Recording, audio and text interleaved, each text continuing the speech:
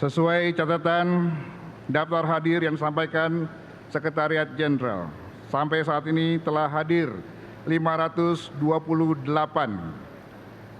anggota dari 711 anggota MPR, DPR, dan DPD. Dengan demikian, maka berdasarkan ketentuan pasal 66 ayat 5 Tata Tertib MPR dan pasal 281 ayat 1 Tata Tertib DPR serta pasal 256 ayat 5 Tata Tertib DPD, sidang telah memenuhi syarat untuk dibuka.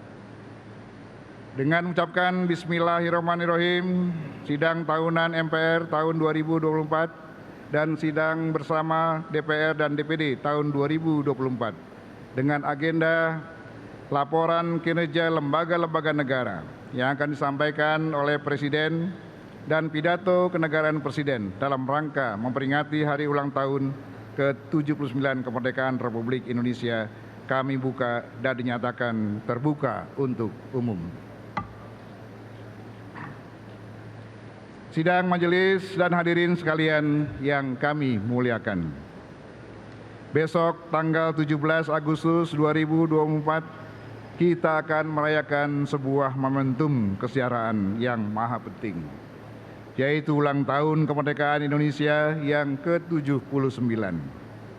Sebagai umat beragama, marilah kita songsong dan maknai hari yang sangat penting itu dengan berdoa dan mengucapkan rasa syukur yang mendalam atas segala rahmat dan karunia yang telah dianugerahkan Tuhan Yang Maha Kuasa kepada bangsa kita.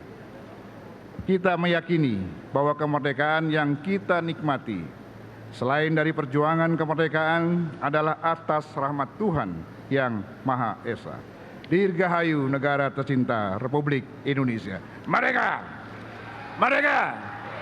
Merdeka! Bunga kenanga kuncup terbuka, burung berkicau di atas batu. Sudah 79 tahun Indonesia merdeka. Mari wujudkan Nusantara baru, Indonesia maju. Buah durian dari Medan, makan di bawah pohon beringin di pinggir jalan. Selamat datang para tamu undangan dalam sidang tahunan. Saudara-saudara sidang majelis dan dewan, hadirin sekalian yang kami muliakan. Momentum peringatan ulang tahun kemerdekaan adalah wahana introspeksi dan mawas diri untuk meninjau kembali makna kemerdekaan dalam perjalanan kehidupan kebangsaan kita. Apakah dalam usaha menuju cita-cita bangsa itu kita telah bergerak maju signifikan atau justru mundur ke belakang? Cita-cita bangsa Indonesia sudah jelas sebagaimana dirumuskan dalam pembukaan Undang-Undang Dasar 1945, yakni melindungi bangsa dan segenap tumpah darah Indonesia, memajukan kesejahteraan umum, mencerdaskan kehidupan bangsa, dan ikut melaksanakan ketertiban dunia yang berdasarkan perdamaian abadi dan keadilan sosial. Landasan-landasannya pun telah kita tetapkan bersama. Pancasila sebagai landasan ideologis, landasan moralitas dan landasan kepribadian bangsa Indonesia. Pancasila seperti puisi yang menari lembut dalam setiap kata dan kalimatnya, merupakan pernyataan cinta yang tulus dan murni dari para pendiri bangsa untuk seluruh rakyat Indonesia. Ia bukan hanya sekedar 5 butir prinsip, tetapi merupakan sebuah komitmen yang mendalam, sebuah ikrar suci untuk menjaga dan merawat keberagaman serta persatuan kita. Sebagai landasan hukum dasar, sebagai norma dasar tata kehidupan negara dan masyarakat, kita memiliki Undang-Undang Dasar Negara Republik Indonesia tahun 1945. Sebuah dokumen yang bukan hanya menjadi landasan konstitusional bangsa, tetapi juga merupakan wujud nyata dan cita-cita para pendiri bangsa kita. Setiap pasal dan ayat dari Undang-Undang Dasar Negara Republik Indonesia tahun 1945 kita bisa merasakan getaran hati dan jiwa yang mendalam. Setiap kata adalah ungkapan kasih sayang dan dedikasi yang tulus dari para pendiri bangsa untuk merajut harapan bangsa yang lebih baik. Landasan-landasan ini sangat penting bagi setiap bangsa.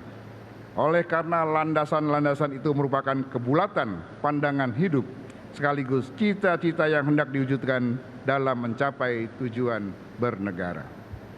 Sidang majelis dan dewan hadirin sekalian yang kami muliakan. Indonesia telah mencanangkan cita-cita besar, melompat menjadi negara berpenghasilan tinggi setara dengan negara-negara maju pada tahun 2045. Cita-cita besar tersebut memerlukan komitmen kita bersama yang sudah dimulai oleh Presiden Joko Widodo dengan menetapkan 2 strategis prioritas menuju Indonesia Emas 2045, yakni melalui hilirisasi industri dan pengembangan sumber daya manusia. Proses pembangunan itu telah menciptakan jembatan yang menghubungkan setiap pulau, desa, dan masyarakat dengan harapan dan kesempatan yang baru. Untuk itu, majelis menyampaikan apresiasi yang setinggi-tingginya kepada pemerintah di bawah kepemimpinan Bapak Insinyur Joko Widodo dan Bapak Profesor Dr. Kiai Haji Ma'ruf Amin yang terus mendorong Indonesia bergerak maju dan membuktikan sebagai negara yang besar. Sejalan dengan visi Trisakti Bung Karno, bahwa sebagai bangsa yang besar, kita harus mampu berdaulat di bidang politik, berdikari di bidang ekonomi, dan berkepribadian di dalam kebudayaan. Secara estafet, visi tersebut harus tetap diperjuangkan oleh pemerintahan selanjutnya. Kepada Presiden dan Wakil Presiden terpilih periode 2024-2029, Bapak Jenderal TNI Purnawirawan Haji Prabowo Subianto dan Bapak Gibran Rakabuming Raka BSC. Selain ucapan selamat atas mandat yang diberikan oleh rakyat Indonesia, kami juga mengharapkan kesinambungan pembangunan nasional. Momentum tersebut perlu kita jaga dan pelihara bersama. Tugas ini tentu tidaklah ringan, karena tantangan akan terus datang, baik dari dalam maupun dari luar.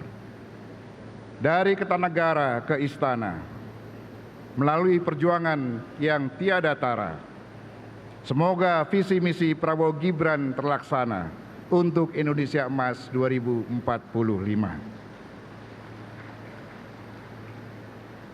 Pergi ke Solo makan soto, pulangnya ke Senayan. Selamat kepada Bapak Prabowo Subianto menjadi Presiden Republik Indonesia ke-8. Tepuk tangan untuk Pak Prabowo.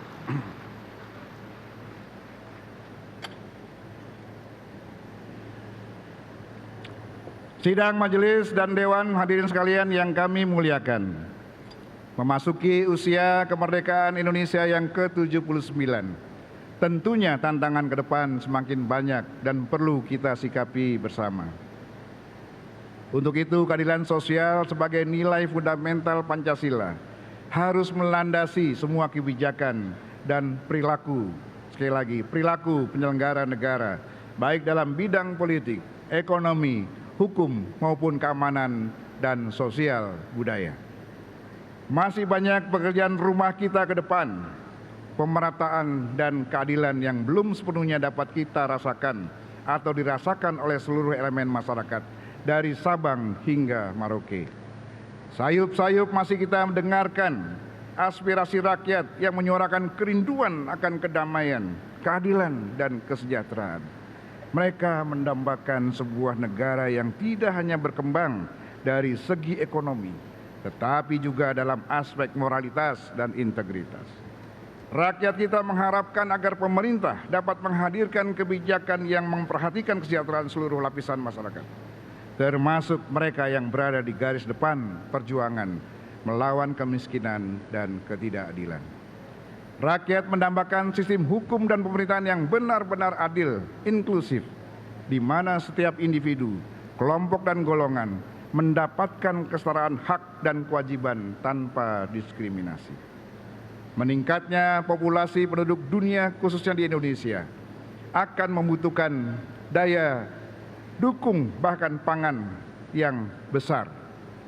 Pada saat bersamaan sektor pertanian sebagai penopang ketahanan pangan justru menghadapi beragam tekanan.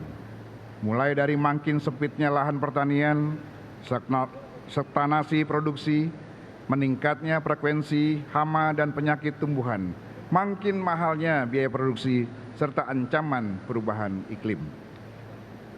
Untuk menghindari resiko krisis pangan di masa yang akan datang, kita perlu menyiapkan strategi besar untuk menciptakan kedaulatan pangan Indonesia, bukan sekedar ketahanan pangan yang acap kali mengandalkan import bahan-bahan pangan dari luar negeri. Kemajuan teknologi, khususnya teknologi informasi, juga diharapkan menjadi solusi bagi berbagai persoalan yang kita hadapi saat ini. Digitalisasi layanan dari perdagangan, jasa keuangan hingga pemerintahan berkembang semakin cepat dalam 1 dekade terakhir. Namun digitalisasi yang berkembang pesat juga meninggalkan persoalan lain, yakni melebarnya ketimpangan digital terutama di Indonesia bagian timur. Ketahanan keamanan cyber di Indonesia juga masih perlu peningkatan. Ini terkait juga dengan kasus peretasan data nasional yang mengisyaratkan urgensi ketersediaan lembaga pemerintah yang berfokus pada keamanan cyber, termasuk peraturan hukumnya. Indonesia menurut National Cyber Security Index masih menempati posisi kelima di Asia Tenggara dalam hal keamanan cyber. Kita juga telah sama-sama mengetahui dunia telah memasuki era Internet of Military Things atau Internet of Battlefield, di mana operasi militer semakin dapat dikendalikan dari jarak yang sangat jauh dengan lebih cepat, tepat, dan akurat. Untuk itu sudah saatnya Indonesia segera mempersiapkan pembentukan Matra keempat Tentara Nasional Indonesia dengan menghadirkan Angkatan Cyber. Kehadiran untuk memperkuat 3 matra yang sudah ada, yaitu Angkatan Darat, Angkatan Laut, dan Angkatan Udara. Ini penting, mengingat posisi geopolitik Indonesia masih sangat rawan, lantaran berhadapan langsung dengan trisula negara persemakmuran Inggris, yaitu Malaysia, Singapura, dan Australia, yang tergabung dalam Five Power Defense Arrangement bersama Selandia Baru dan Britania Raya. Dan si lain juga berada dalam arena pertarungan geopolitik Rusia, Tiongkok, dan Amerika. Di bidang energi, Indonesia telah berkomitmen secara bertahap menekan emisi gas kaca dengan mengurangi porsi penggunaan energi fosil dan mulai beralih pada energi baru terbarukan. Transisi energi ini merupakan pekerjaan besar yang membutuhkan investasi sangat besar dan tidak akan tuntas hanya dalam 3 sampai 5 tahun. Strategi hilirisasi industri sudah memberikan hasil positif berupa nilai investasi pada industri pengolahan mineral yang meningkat pesat.